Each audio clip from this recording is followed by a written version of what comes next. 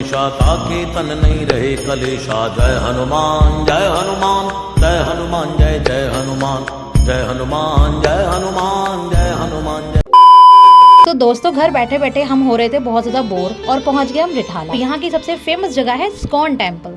तो metro station से बाहर निकलते ही हमने देखा कि सूरज का प्रकोप कुछ ज़्यादा ही बढ़ गया था।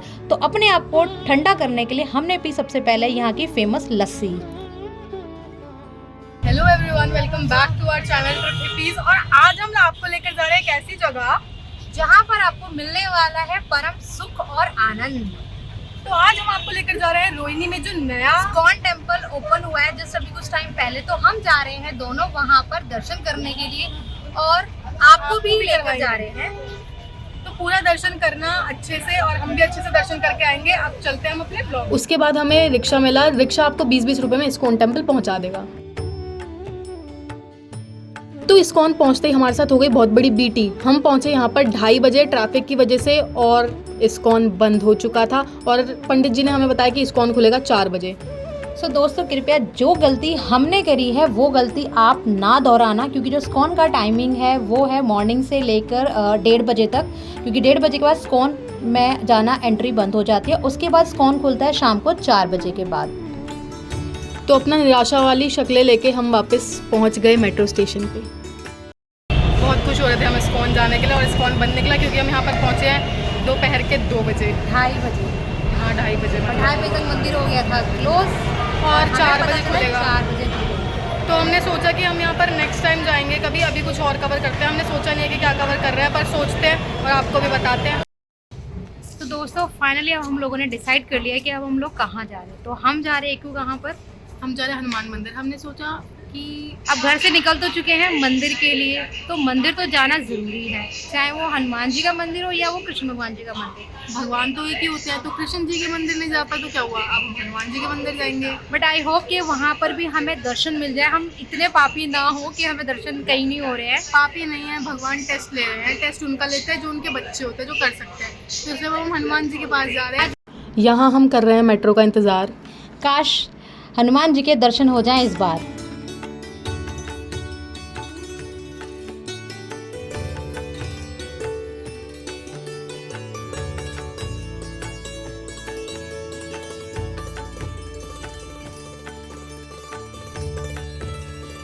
जय हनुमान जय हनुमान जय हनुमान जय जय हनुमान जय हनुमान जय हनुमान। तो मेट्रो से एग्जिट करते ही थोड़ी दूर के वॉकिंग डिस्टेंस पे आपको हनुमान जी की मूर्ति दिख जाएगी और मंदिर का रास्ता भी बहुत वॉकिंग डिस्टेंस पे ही है।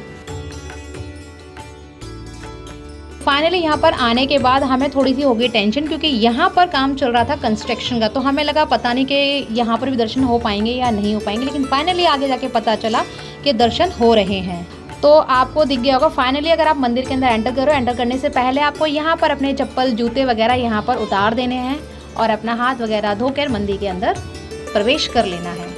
हमने भी अपने जूते चप्पल सबमिट करवाए और हम चले गए प्रसाद लेने। आप में से बहुत सारे लोग इस मंदिर में गए होंगे और कुछ लोग नहीं भी गए होंगे।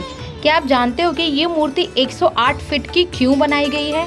कहते हैं 1994 में यहाँ पर एक नाग बाबा रहा करते थे। उनके सपने में एक बार हनुमान जी ने दर्शन दिए और उन्होंने कहा कि मेरी सबसे बड़ी प्रतिमा यहाँ पर बनाई जाए, इसीलिए इस प्रतिमा का निर्माण उन्होंने यहाँ पर करवाया। और आप जानते हैं कि इस प्रतिमा को बनने में लगभग 13 साल का टाइम लगा। एंटर करते ही सबसे पहले आपको एक बहुत ही भव्य हनुमान जी की मूर्ति का दर्शन होगा, जहाँ पर प्रसाद आपको चढ़ाना होगा। प्रसाद चढ़ाने के लिए पंडित जी अवेलेबल हैं जो आपका प्रसाद चढ़ा देंगे। जैसे ही हम आगे बढ़े हमें दिखा सबसे पहले अमृत मंथन का दृश्य, जो कि बहुत ही प्यारा लग रहा था। मैं और मीको यहाँ पर 10 मिनट एटलीस्ट खड़े रहे कि कितना सुंदर दृश्य है ये। एक्चुअल में क्या हुआ था ये यहाँ पता चल रहा था। महादेव ने जैसे विष ग्रहण किया था, महादेव की मूर्ति भी यहाँ पर प्रॉपरली लगाई गई है और बिल्कुल सामने ही हमें दुर्गा माता की मूर्ति दिखी, जिसके दर्शन हमने किए और उसके बाद हम बढ़ गए गुफा की ओर। एंड साइड में ही आपको नाग बाबा जी के दर्शन हो जाएंगे। जैसे कि मैंने आपको स्टार्टिंग में बताया था कि जिन्होंने इस प्रतिमा का निर्माण कराया है वो यही है नाग बाबा। उनके बारे में आप यहाँ पर पूरी स्टोरी उनकी पढ़ सकते हैं। तो अब फाइनली हम लोग जा रहे हैं पवित्र गुफा की ओर। जैसे आपने जम्मू कश्मीर में गुफा देखी है माता रानी की, सेम गुफा यहाँ पर बनाई गई है और यहाँ पर आपको 9 देवियों के दर्शन आपको होने वाले हैं। तो चलिए हम पवित्र गुफा के अंदर एंटर करते हैं।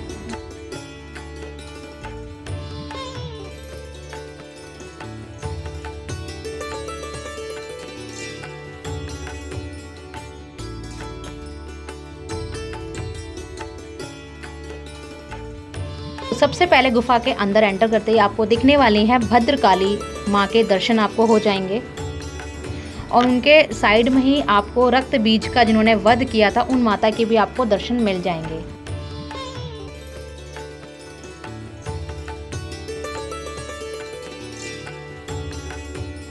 तो अंदर जैसे जैसे आप अंदर की ओर बढ़ेंगे वैसे वैसे आपको यहाँ पर हर तरह की माता के दर्शन आपको देखने को मिल जाएंगे। जैसे आपको वैष्णो देवी माता की गुफा के दर्शन होते हैं, सेम वैसे यहाँ पर बहुत सारी माताओं के दर्शन आपको मिल जाएंगे। अगर आप वैष्णो देवी नहीं जा पा रहे हैं तो आप इस गुफा के दर्शन भी कर सकते हैं। तो दोस्तों आपको सारी देवियों के साथ साथ यहाँ पर महादेव के भी दर्शन आपको मिल जाएंगे। दोस्तों आपको यहाँ पर मैं वैष्णो देवी के दर्शन कराने वाली हूँ।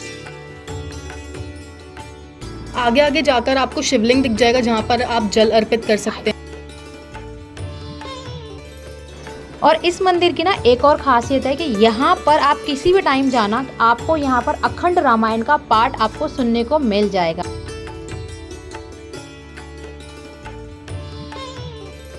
तो दोस्तों इस मंदिर के हैं 3 फ्लोर और तीनों फ्लोर पे आपको हर हिंदू देवी देवता के दर्शन करने के लिए मिल जाएंगे।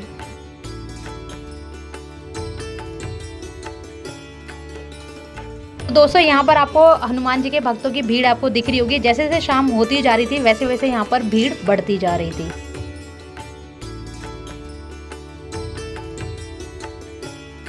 तो अब हम आ गए सेकंड फ्लोर पे और सेकंड फ्लोर पे जैसे ही आप आओगे सबसे पहले आपको माँ झंडे वाली के आपको दर्शन यहाँ पर मिल जाएंगे।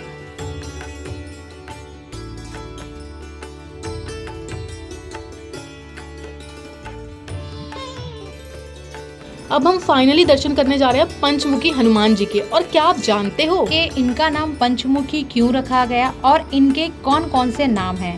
सबसे पहले आता है उत्तर दिशा में वराह मुख, दक्षिण दिशा में है नरसिंह मुख, पश्चिम दिशा में है गरुड़ मुख और आकाश की तरफ है हायग्रीवी मुख और पूर्व दिशा में हनुमान मुख। और आपको पता है कि हनुमान जी ने पंचमुखी रूप क्यों धारण किया था? कहते हैं कि अहि रावण जो था वो माँ भगवती का बहुत बड़ा भक्त था। उसने 5 दिशाओं में 5 दीपक जलाए थे और जब तक वो 5 दीपक जलते तब तक उसका कोई वध नहीं कर सकता था। जो भी उन 5 दीपकों को बुझाता वही अहि रावण का वध कर सकता था। इसलिए हनुमान जी ने पंचमुखी हनुमान का रूप लिया और 5 दीपकों को बुझाकर अहि रावण का वध किया। तो यहाँ पर आके ना हमें बहुत ज़्यादा सुकून मिल रहा है।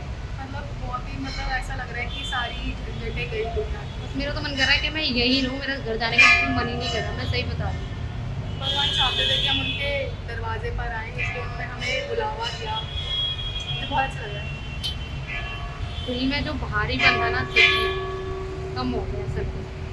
बाकी हम ज़्यादा आपसे कुछ नहीं कहना चाहते, अभी हम सुकून में हैं थोड़ा। बस ये ज़रूर बोलेंगे गाइस, आप लोग भी मंथ में एक बार, ज़्यादा नहीं तो मंथ में एक बार आप लोग दर्शन करने ज़रूर जाया करें किसी भी मंदिर के, जिसको भी आप मानते हो, जो भी आपके फेवरेट भगवान है। कैसा लगा दर्शन करके? परम सुख मिल गया है।